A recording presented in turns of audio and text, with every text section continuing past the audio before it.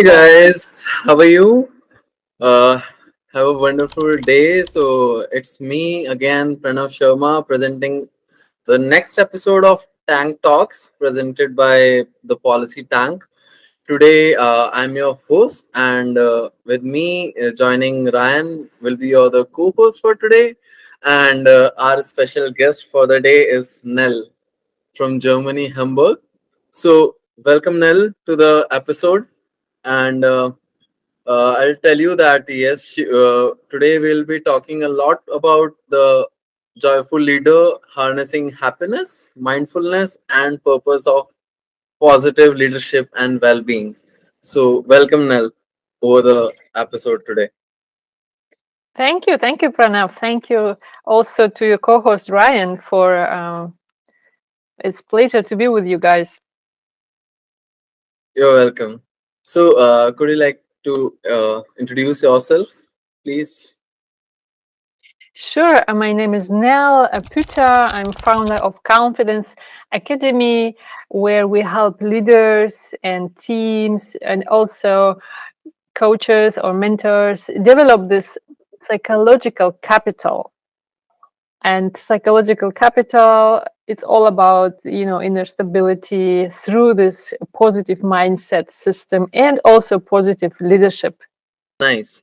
So, I will also like to take a moment today and tell my all our viewers and from your side, from my side, and from Ryan's side also that yes, we both confidence and the policy tank is collaborating together for this vision which is shared by Nell, you, and by me to work on mental health issues and the positive leadership which is lacking in today's time right now within the world, so that how we can come up for the solution better solutions, and how we can change the dynamics and the thought process of the young leaders and the experienced ones too. So congratulations, Nell, for that too. I'm actually very excited, that how we will be actually working on these things. So what's your thought on that? Oh, thank you. Well, I'm very excited and I feel actually blessed to meet a leader like you, because you're absolutely a person which I found. You are mover, you are shaker, you are positive, and you want to create something better in the world. And in fact, how I met you, I feel you have a vision which is bigger than you are, and this is for me the true leader. And this is where I also want to help people around the world, those people who have the idea of making the world a better place and contributing to something which is bigger as a one individual. And I found you such person, and I'm also very inspired by you. That's my pleasure. That's my pleasure, actually. So, that day, me and Ryan were actually discussing about that what is the science of happiness, and Yes. how we can derive the science of happiness, and keep and our mindset and our thought process positive. So, Yes. Ryan, would you like to ask anything related to this thing to from Nell? Yeah, Neil, I'm very curious to learn more about this term confidence that you have. So could you Yeah. take a moment to share with us what this means? Yes, thank you for this question, Ryan. Well, confidence, as you can already imagine, is a brainchild of myself, and where I got inspired by this idea. Leaders to nowadays, they don't want to just be calm and meditate. They want to also take this calmness and stability and do something about it. And that's the other part, which is confidence. So it's bringing calm and confidence together, and this is where we came to this confidence. And you see, the thing is that when you are calm and confident, then you can go and achieve anything you want or any idea you have. And whenever there is a confidence lacking, then you will not be calm because you will be stressed, thinking about what's stopping you and trying hard, or maybe you procrastinate and then you don't do what you're supposed to do, and then you are not happy, and again stress comes, so there is a negative loop. But when you are just calm, everything comes together and you can just go after your goals, not just in being in hurry or quickly or pressing something, going through the challenge, but going through the challenge with this calm, knowing and having the self-trust that you can make it no matter what. Then there is no need for you to be hurried. Then there is no need for you to push your colleagues to do something faster, because it will happen, it. So that's the idea of confidence. That's excellent. I wish I learned this sooner, because I grew up in a command and control environment. So that was Yeah. like full of anxiety, even from the leaders themselves. Right? Maybe I Oh, wouldn't call them leaders, I would call them bosses. Right? That's yes, all about yes. micromanaging. Get this done right now. Right? And I'm like, sir, Oh, you don't understand. I need time for this. And like, no, I don't care. Just get it done. that's Right? that's And then there's a lot of mistrust, and over time it boils up, you see. So to hear about confidence really, gets me into a different mindset, whereby there's more trust. I assume there's more flow as well. And then there's higher productivity. absolutely, absolutely. So may I ask you, or if you don't want to say, of course you don't need to say, but like, which country are you talking about, where you've been brought up? Oh, Singapore. Singapore. Ah, okay, Mm, that's a very ambitious culture, I believe, right? yeah. Ambitious. All right. Okay, Mm, okay. Well, maybe it's interesting for you. I was brought up in the Soviet Union. mm, Uh, yeah, so in my childhood, we had this communistic regime. And there also, it's all about discipline and performance and good notes. So there is nothing about confidence or nothing about, positive, everything about like, okay, you need to be like really, prove yourself. But mm, mm. but if you are good, so why to prove yourself? Like, in your essence, you can do it. So there is no need to prove, right? Absolutely true. So, Nell, would you like to tell our viewers about how you came up with confidence? You know, about your life journey. What you were doing in the past. And how this confidence thing came up into the picture. Oh, What was its journey together? So, would you like to tell this actually? This journey and share with our viewers. thank you so much for asking. That you want to know my life journey. Well, um, okay, so the one thing is obviously being brought up in this communistic regime where there is a lot of discipline and pressure, right? So obviously, I did what I supposed to do, and went to the music school, and I, supposed to really like play the classic music where you cannot do mistakes. There is no way you can go on the stage and do mistakes, right? So that was the culture. And at the same time, uh, I was into business and learning. Then we left because my mom is German, so we left to Germany when I was 18, 19. And there, I've totally found totally different culture where everything is okay. You're allowed to play, you're allowed to have fun. And but also the German culture, they're not like all about having fun, right? They're also very, very punctual, so there's a lot of discipline there as well. But somehow, so it was all fine with me. You see, the real issue came when I was 30 something. My husband passed away, and at that time, that's many years ago, right? At that time, everything I knew didn't work. All the discipline didn't work, because obviously I had this mental um, down, right? And the thing is that then I start to realize there is more to the human being than like being disciplined. And when affirmation doesn't work, everything is upside down, right? And then I start to look at the more inside out methods. not just developing skills or learning, which I was good at it anyway, obviously, but I find out that's okay as a foundation, but it's not enough. Then I start to think about, okay, what is it? What is it like when you already have the skills, when you already have your job, when you already have, the security? So what is it that makes people happy? What is it? I think Ryan also just mentioned. And then I come to this psychological capital, right? And confidence is based on psychological capital, which is again the part of positive psychology and positive leadership, right?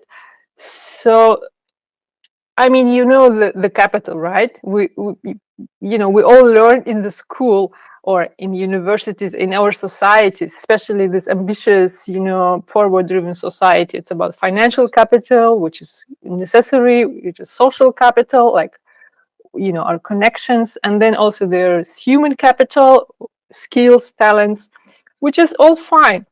But then there is this force capital, which is the psychological capital, this mental power. Because I found and I had the other three capitals and still I was not complete.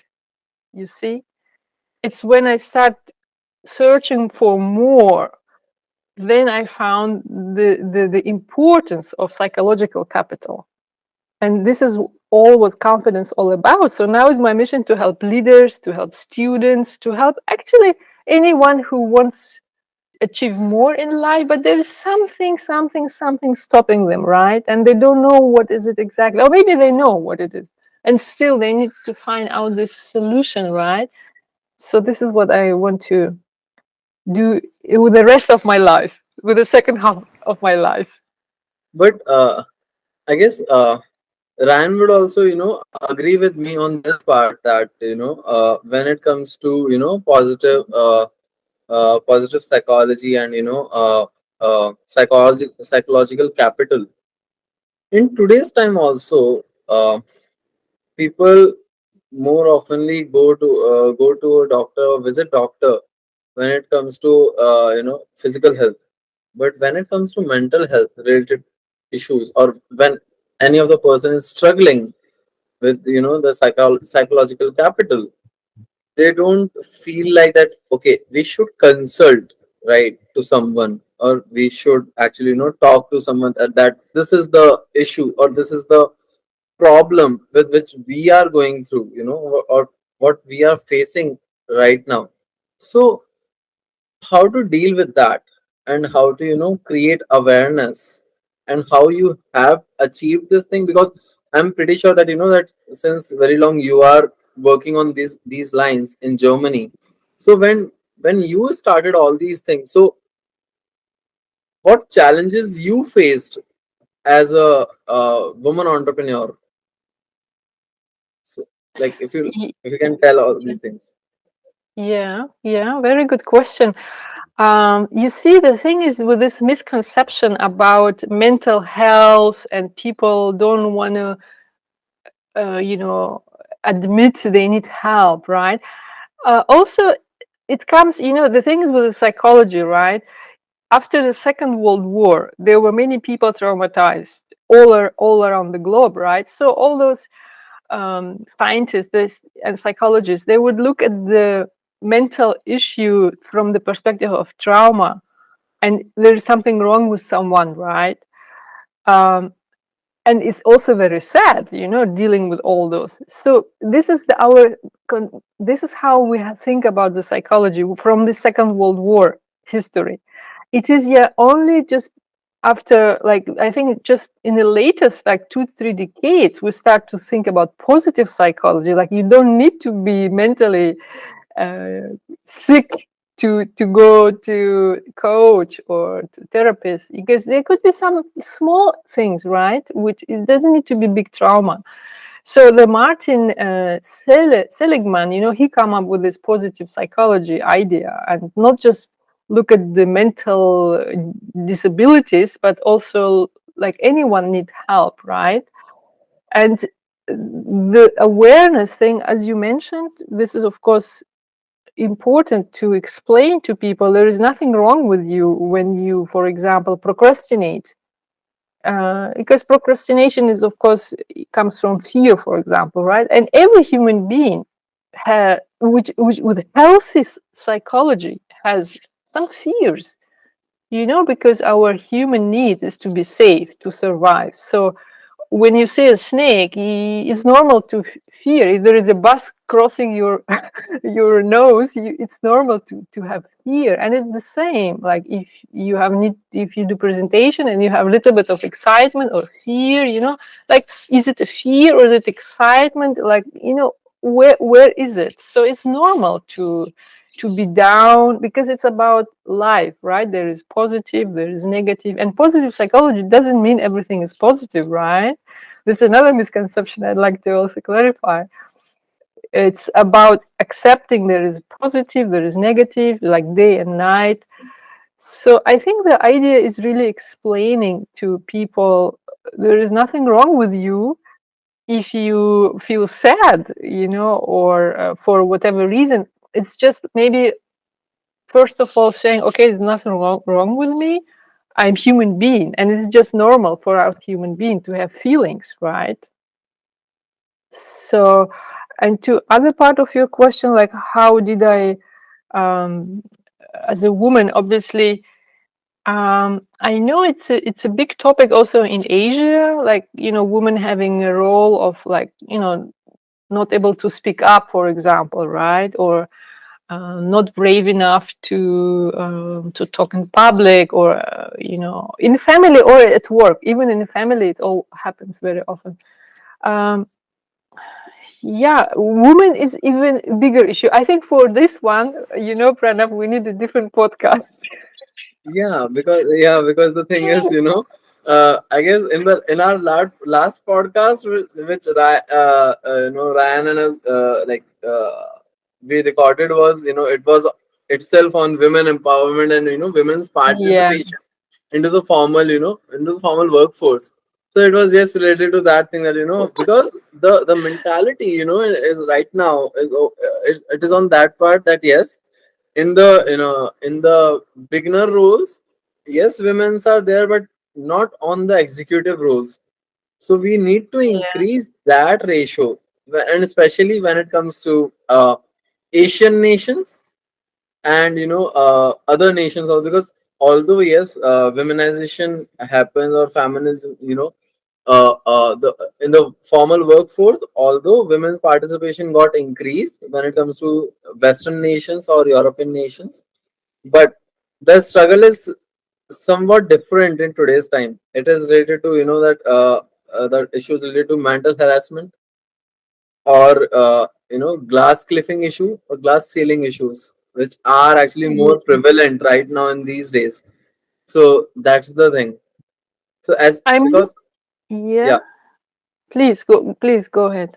and that is the thing, where our role, as an educator, or as a coach, or as a, Mm, I'll not say as a doctor or something like that, but yes, we are friends for the people, who are yeah, who are helping them in such things, so that they can feel heard. They feel, they can see the solutions coming, so that they can see their life becomes happening and easy at the end of the day. yeah. Yes, you said something nowadays is more difficult for women, but I think I'm not sure. In my opinion, before it was even more difficult for women. It's I think it just in 70s that women in, for example, in Switzerland were allowed to go for voting, right? And it's Switzerland, it's Europe, and it's the same in UK. It's only in last century that women, and there were big revolution for women to be able to do that, going for voting, or even in Germany. Before it was just 20, 30, 20, no, let's say 40 years ago, not 40, maybe 50 years ago, right? Like Yeah, woman supposed, she needs to get a permission from her husband to go to work in Germany, yeah, so I think what you're addressing is not just today. I think women have even more chances. They, of course, is not all explored, not 100%, Yeah. but it's still better than 10 years ago or 20 years ago. So, and it starts, I think, with the family. It starts like with a father and the family telling her daughter, you are valuable, you are worth it. Especially in some cultures, like even in Europe, like before, like during king and queen time, like they would say, yeah, some, maybe the woman as a gender was less valuable than the men as a gender. So we don't need to go very far to history and to maybe other Asian countries. It's the same in Europe. I mean, like 200 years ago. So this is but again, if you go back, obviously men has more physical power, which is right. I mean, please, if somebody needs to move some cupboard in my house, I am not going to do it. I'll ask my husband to do it, right? Because men have more power and we have to accept that. But other than that, I think we're equal, right? And like 100,000 years ago, to survive, you need to be physically strong. And this is where this dominance from men comes. And nowadays, you don't need that because women are as smart and as intellectually equal to men. And obviously, there are differences between brain and development. Um, but And I think physically strong also, because if you see in Olympics, women wrestlers are also there, right? So yes, yes, women now are actually competing with men, yes. right? Yeah. Yes, I mean, I'm a big fan of football, right? And in Germany, we have football for women and football for men. But still, like in Germany, I'm talking 2024, the women football players, they get less salary than the men football players, even in the same first league, right? So how could it be? And we're talking about Europe. We're not talking about Asian country, right? So it's still there, this issue with women and men. It still is improved. It's improved a lot. And Mhm. I just want to encourage women to stay on top and also a little bit work on themselves, because many women also themselves, they have issues like thinking not good enough or not complete enough. They need this and then they need another certificate and another study. Then only she could go out and apply for some jobs. So also women need to work on their own sense of confidence or confidence, Mm. because when she radiates that, no one can stop her. Believe me, no one can stop her if a woman have that inside, and that's what's inside out. Mm. Yeah, it's a good point that both of you raised about the physical power, and then over time it translates into the cultural and generational impact, right? Of how women are treated, how men are treated. In fact, even the men also, they are, at least in the Asian culture where I grew up, we were told that a man should not cry because it's seen as weakness, right? Yeah, Yeah. yeah, So, exactly, mm, exactly. yeah. But the thing is that now we are living in a modern society, and of course the rights have improved. So the thing is, we don't look so much at the physical brawn now. Like, oh, you're the strongest, so you must be our leader. No more, right? So it now Yes, looks towards more something more equal that men and women both share, which is the the psychological capital, right? Your yes. wit, your intellect, how your thinking can shape better worlds ahead. So I guess now my curiosity would be, how can this psychological capital we have translate to personal and professional use in our daily life?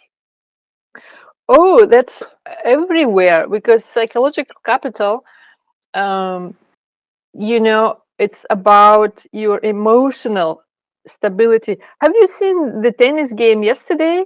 There is a European tennis going on nowadays in Paris, right? Mm, So if you look at the tennis players, and some of them, they are so good technically, but it's when it comes to winning the match, it's about mental strength. mm, Because, and even Rafael Nadal, the tennis great Rafael Nadal, he said that the biggest challenge for him was controlling this negative mind chat and negative self-talk inside his head. And Mm. it's the same with psychological capital, because psychological capital is exactly the thing which helps you stay mentally balanced no matter what's happening, or nobody's telling you something, or obviously we don't live in isolation, but still, like somebody could, your boss, let's say your boss, you were talking about your boss, right? Like saying, Mm. yeah, you need to do this now. So, okay. But when you go back and you connect it to yourself, you could ask your boss, like very calmly, like, okay, what is the priority here? Do you want me to do this, or do you want me to do that? Because I only have, I only can accomplish one task if you want me to do this very well. Like, Mm. and by being that, you start reflecting this energy, and people around you, they have no chance but accept and somehow, see you through a different lens. Mm.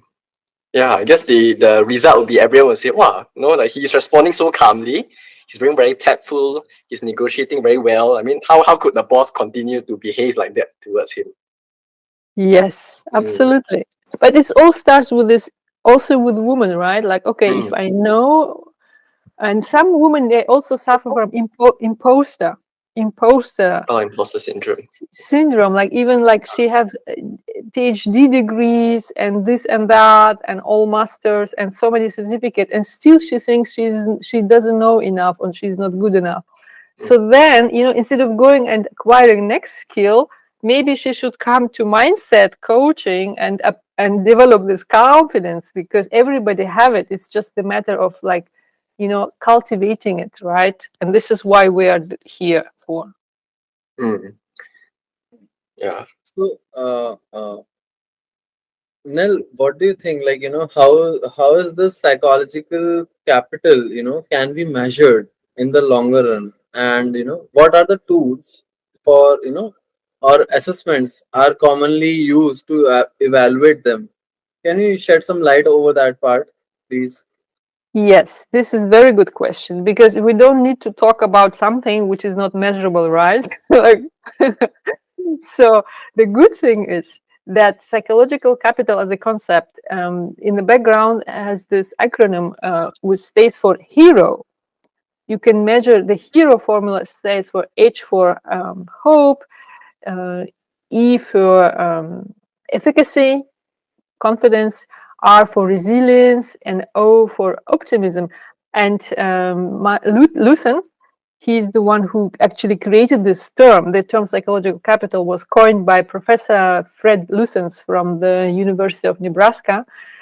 He created an idea how he could measure that. And at the same time, the psychological capital is rooted in a psychological, positive psychology, right? And positive psychology is not just a term. The Martin Seligman, he also made everything based on PERMA, which is also evidence-based, right? So all those tools we're talking about, they are evidence-based, and not just from yesterday, more than 2-3 decades already. So they are not new, but it's just we need to bring this awareness to the world, to the universities, to the organization that they use those tools, and we can measure it. Do you want to measure it now with you guys? We could start. or your listeners, even, or our viewers. You can measure. Let's try. You want to try? Okay, let's give it a I shot mean, then. I If mean, there's time. obviously, we're not I'm trying. actually, we both are excited. So yes, we can do that. So yes, for sure. Why not? Okay, but just simple little exercise, like let's say PERMA, which is everyone knows, right? So we have PERMA. Uh, P stands for positive, right? So 1 to 10, what do you think? How positive are you? And just write it down. Don't share with us. Just write it down. 1 to 10. What do you think? How positive you are about the world, about your future? On a scale of 1 to 10. Yes, about your neighbors or about the weather, just in general. Done? Okay, done. And the trick here is to do it fast, not to think too I'll Yes. do much. it faster. All right, got it. Yes. Okay, then engagement. It's all about being in flow. Okay, I wake up in the morning and I'm so happy about my day and about my work. Yes, I'm going to do podcast today. I'm so excited about my topic. Or I say, oh my God, another podcast. Tell me, 1 to 10. 10 being the highest. And Mhm. Okay, done. I've got the number down. Okay, relationship. Which else about it at home with your partner or girlfriend or kids, or maybe also at work? Like, are you having this relationships which you feel, well, people are good around me, or you say, oh my God, everybody is just a idiot? One to 10, where do you Yes. stand? Yes. Okay, got it. Good. Meaning, M for meaning, and PERMA, M stands for meaning. So, like, do you feel that what you do has a purpose and bigger meaning, bigger than yourself? you know Done. Okay. And then achievement. Like, achievement stands like, how happy are you about your achievement? You 1 to 10. And Okay. it's about, not just financial achievement, but also about your health, about, the capital, right? So, and then just see your score. If all 10, it will be 50, obviously. And if anything below 7, then we need to talk about it. Maybe what is your psychological capital? What, a little bit, maybe deep dive. How can we maybe, you know, help someone to improve their, for example, positive, right? Let's say positive, like somebody having always negative thinking, negative thinking, negative thinking. This indicates there is something underneath who needs healing, needs some, inner work. And therefore, we have this confidence inside out approach, which helps people to find this calm, but through that negative self talk. What if a number is somewhere around more than 45? Then Ryan, what was your number? What I number got you 35. How what? much? 35, adding everything up. Mm, 35. yeah. Okay. Would you like to say something, Nell, over this? My number was 48. Wow, So 48. Woo. yeah. Well, So you can now give assessment, like what is the as I said, anything below 7, any area below 7, you need some kind of looking at it. Like, for example, somebody not happy in the relationship, like, everything, I have money, I have everything, my career is booming, I'm getting promotions, but I'm single for last 20 years, like, and I don't want to speak to my parents, I don't want to see my siblings. So relationship is somehow, so maybe you need some to look at that, right? If it is below 7, and find out what is that, this interferences, you know because we don't want to. This is also about awareness, right? Like, okay, anything below 7, doesn't mean you have mentally sick, your mental health issues, like, but maybe you need some kind of help there, with a coach, because coach is not your therapist, right? yeah. But still, maybe he can already help you. Okay. That's great. That's great. So Yeah, one more. And by doing so, you're increasing your psychological capital, right? So we're back to psychological capital. yeah. So okay. One another question, like, because I don't know, I'm actually excited about this topic. So can you tell me that how does psychological capital influence workplace dynamics and employee performance? Oh, that's really great question. So this is really amazing topic, because when a team or you know have this high psychological capital, the employees, they feel supported, they feel motivated. they're engaged, and the workplace transforms into a space that contributes to positively to their overall well-being, right?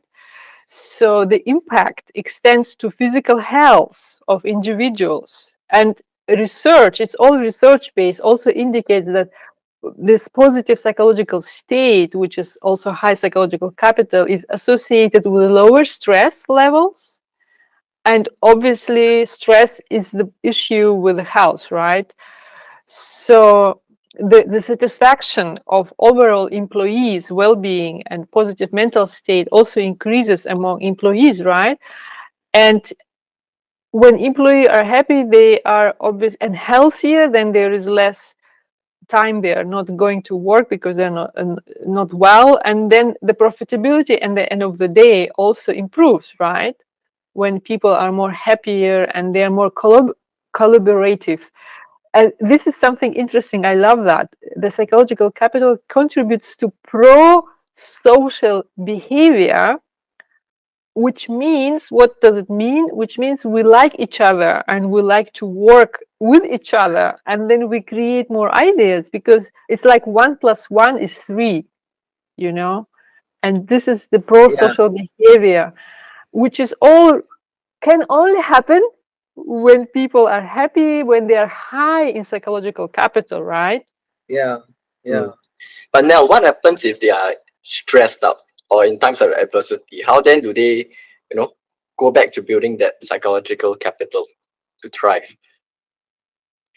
Yes, this is excellent question. So the stress, we need to first of all understand where this coming from, the stress, right? Is it like external or is it internal? Right. mm, And also there is positive stress, there is negative stress. Like a little bit of positive stress, like excitement, is also good, right? But it's negative stress from external environment, you know.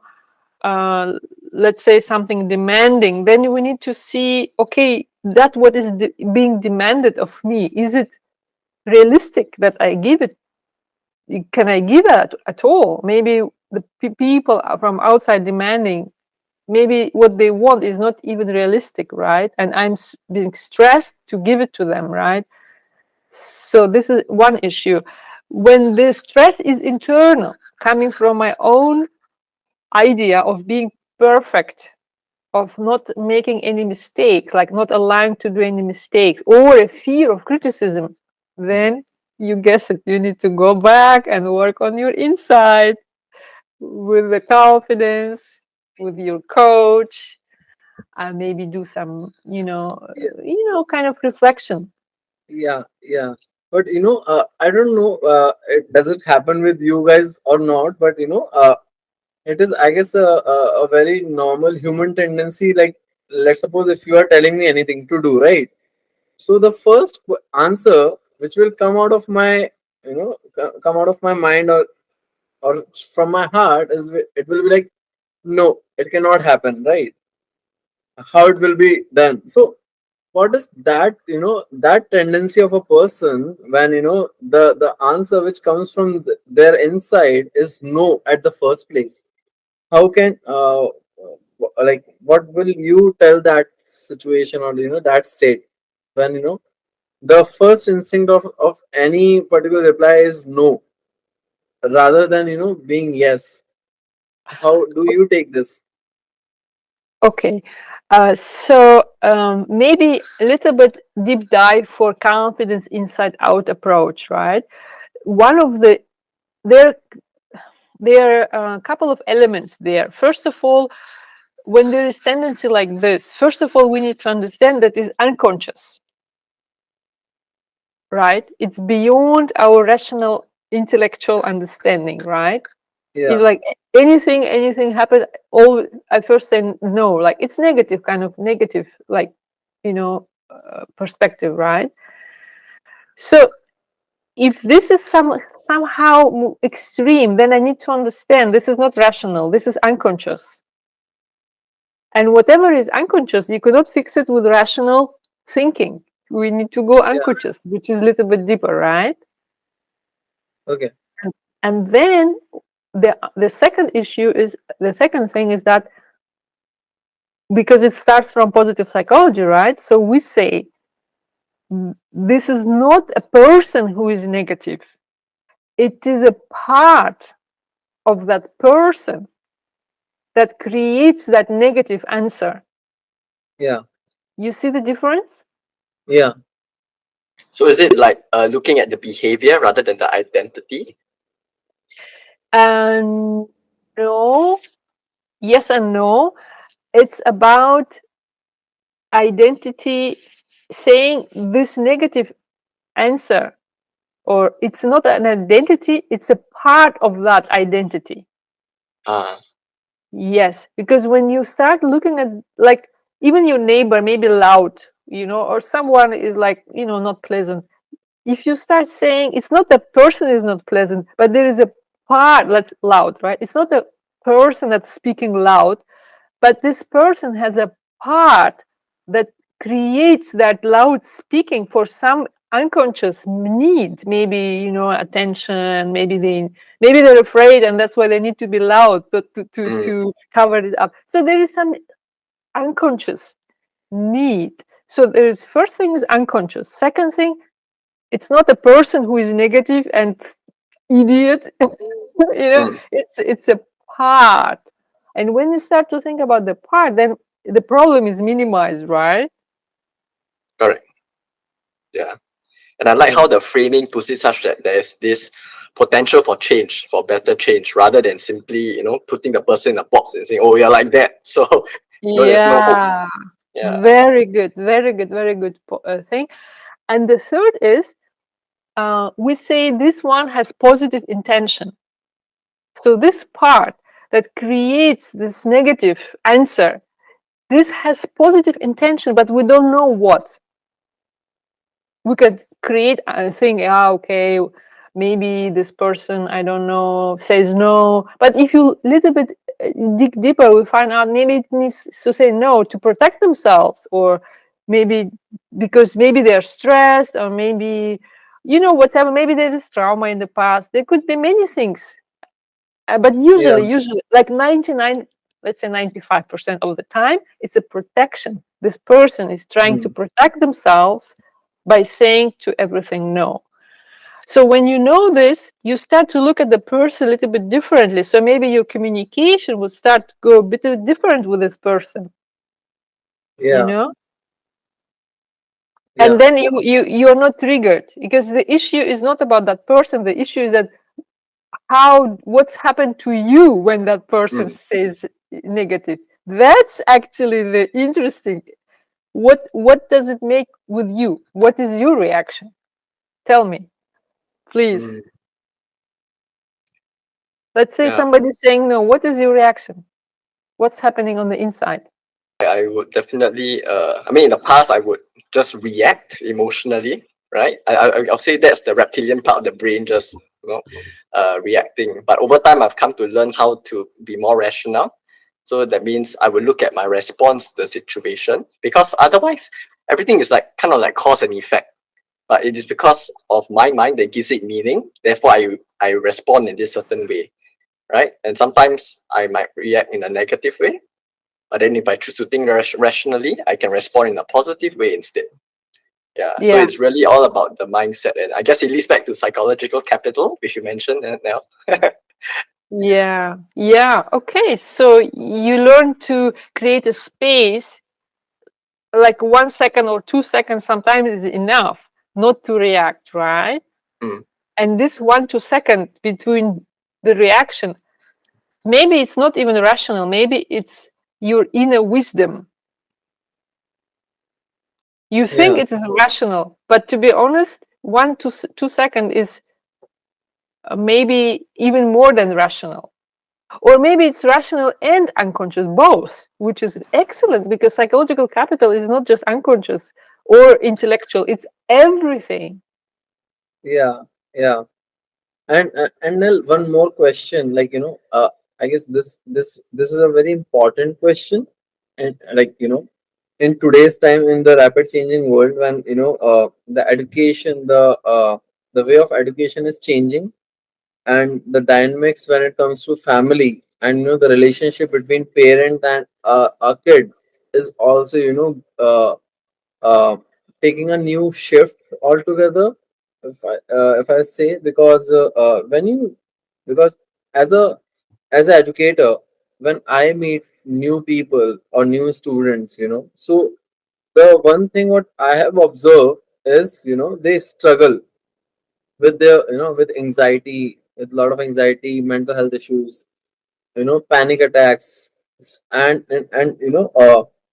they're like, we are unable to process things at the same time, and we don't know how to, get out of a particular situation, how to deal with them, and they're unable to sleep also. So because of that, their sleep cycle also, gets devastated, and which changes their food habits, their lifestyles, their mood, the way they behave, everything. So to those kids, when I have seen this thing, that when they go to any counselor, or when they go on to the medication, what I have observed is that medication does not help them, right? Yeah.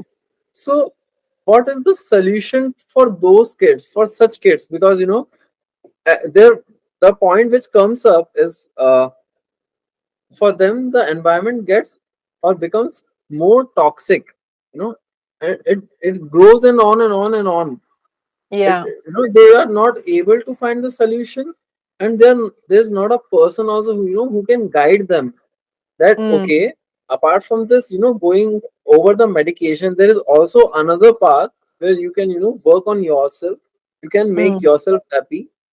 But they're like, okay, how to do it? But even though we are trying, but you're not able to find that thing. mm, So what will you advise to such kids, and how to provide them solution on such yeah. thing? Because it is actually, growing in a rapid stage, and which leads up to suicides even. Yeah. Yes, this is very sad what you are talking about, Pranav, here. To be honest, I'm not a child psychologist, so it will not be professional from my side to give some advice, because But yeah, I work with adults, so I'm obviously I have some ideas, yeah, no, Mm, because I'll tell you why but I'm asking but this question to you. yeah, Because when we talk about positive psychology, right, when we talk about psychological capital, so yeah, through that we can actually help them, right? Because the thing is, even though I'm not a coach, I'm not a, certified trainer, but I try from my side that if a student is coming towards me, seeking for help, or even if they are looking forward, to have a conversation, I try to help them out. I try to conversate with them, take out things which are going inside them, so that,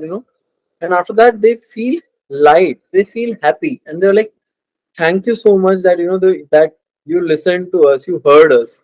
That yeah, actually, created a impact. So in that yes, way, it does not, I guess it does not matter that even if we are, dealing with kids, or we are dealing with adults, I guess it is more mm, often like same thing. yeah. you know Yeah, yeah. I think we need to differentiate here. Like if you're talking about on someone on medication and have sleepless night, there I would be not the right person to give advice for a child, because it's not my specialty. But if it is an adult, y-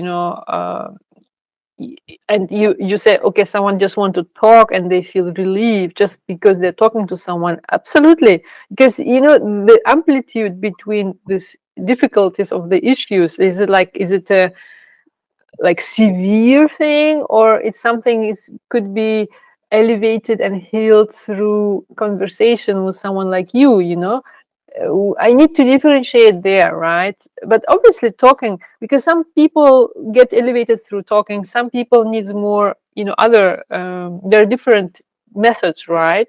yeah, But we talk. We in the end we come to psychological capital. Like, okay, how do we help people have this emotional stability? And when you talk about the kids, I would always start with the parents. yeah, Because or maybe there is some genetic issues, you cannot just say in general like psychological capital can help you. But we need to really like because also when we talk about these issues in organizations and with teams, we assume that in general this person has a healthy mental state, because when someone has medication, it's different issues than and even though nowadays, unfortunately, I see some people take medication even though they don't need to, because I don't want to talk about doctors in a negative way, but sometimes it's easier to give somebody some pills than actually, go through some inner work, right? So, I mean, I myself, I was in therapy for 2 years after my husband passed away, but not immediately. Like I waited for 7 years before I went to therapy. So it Okay. was very long. And they give me medication. Like I think I even took 2 or 3 days. I didn't feel good at all. I felt like I'm sleeping all the time. So it was like I don't know. I found it totally unnecessary. Doctors give me medication in Germany. It's like, instead of really healing that trauma, because it was a trauma, right? So instead of Yeah. going and healing that at the root very gently, they give me medication. Like it was absolutely wrong solution, actually, So, but I'm not Yeah. a doctor to talk about it in the end of the day. Yeah. Because what I see is many a times, also although medicines, gets a person calm. Like I guess I don't know much medicines, but yeah, the level of dopamines, the what do we say that which slows down the process of functioning of brain cells, right? Which makes a person fall asleep, so that they should not think much enough related to Mm. that particular thing, and they can feel calm. So that's why I guess uh, doctors give those such kind of medicines. But yes, when the problem is also very severe, you cannot just treat them with medicine itself, because they also have a negative effect on a person. So Mm. with medicines, yes, the coaching is also very much important, that on a regular basis how you are making a person calm, or helping that person to come out from that trauma. Because Mm. in many cases, what I have also seen, that parents are working, they are living in nuclear families, and that is the reason why students or kids at home does not feel heard within their family itself, and there is nobody with whom they can open up, right? So Yeah. and which ends up getting them bullied within at the workplace, or within their educational institutions, which Yeah. is actually very bad thing to say or to do. Yeah. There is a study about bullying happening at the workplace, which is, I mean, thanks God, it's less than before, right? Because people are nowadays more aware. However, the person who is being bullied, right? They start to see the correlation between this person being already bullied as a child at home, Yeah, yeah, because this person who is being bullied, it somehow radiates the energy of being a victim, and that's why he's been bullied, and that's right, why it goes back to home. So this is yeah, really good, very important, Pranav, that you come to these childhood issues, because yeah, this all happened in a childhood, and then if right, you have been bullied at home, then you radiate this energy, which is kind of, yeah, something a lot of people say, I can bully him, right? And that's why it's so important. Even going yeah, back to women, also women radiate this energy, like not about being yeah, bullied, but like in general, like yeah, can she manage, can this position or not, get promotion or not. So it's all about the energy we radiate, and when we have this calm and confidence energy, then yeah, we just radiate this stability, and this again going back to psychological capital. yeah. So, Ryan, have you also seen such things at your, like, in your country, like in Singapore? Like when you were there in National University Singapore, or before that, with when you were there in in your schooling days? Did you also used to find such cases or such things within within your nation? Hmm. Uh, well, if you look at the academic side, Yeah. things were definitely competitive, right? There'll be a lot of stress imposed externally from the people Okay. you see. They're all working so hard, and then internally as well, because one has very high expectations of what they want to achieve. And with Yeah. the Yeah. competition around, right, it only raises the stakes, and everyone gets, everyone is caught in this uh, so-called like cage of anxiety, right? And then if someone freaks out, everyone will freak out as well. Uh, Even if they show it or not, but you can sense the vibes there. And then, eventually it just boils up, and then you get, people with outbursts, they have mental health issues, right? So I feel that as young people, we should be aware of the patterns that are happening, because Yeah. nowadays the world is moving so fast. We are flooded with information every day on social media, websites, and all that. So Yes. for a young person to navigate into this world unknowing about all this that can happen, they can easily be swept along, and then they might be influenced in a negative way, as you've mentioned. So Yeah. it's how do we develop that kind of culture to be aware and to protect our psychological capital, so we don't fall, into these kind of traps. And then we go around and these eddy currents, you keep going round and round and round, but nothing Yeah. happens. You just get sucked deeper. Yeah, which is very Yeah, sad. So I don't want to see that happen to our next generation. And yeah, see, because of that thing only, like me and Nell, like together planned this thing that although she was doing this thing from quite a long time. So after having a word with Nell, we thought that why not do the same thing in other parts of world. Why not in India? Why not in Singapore, Malaysia, Australia, Japan, or or in Middle East? So that's why we have also launched our program, our training program, where we will be now interacting with people who can come us, register with us, get training, get some confidence, get calm and confidence at the same time. So yeah, both the things. So now we have actually in that process to open up our registrations also.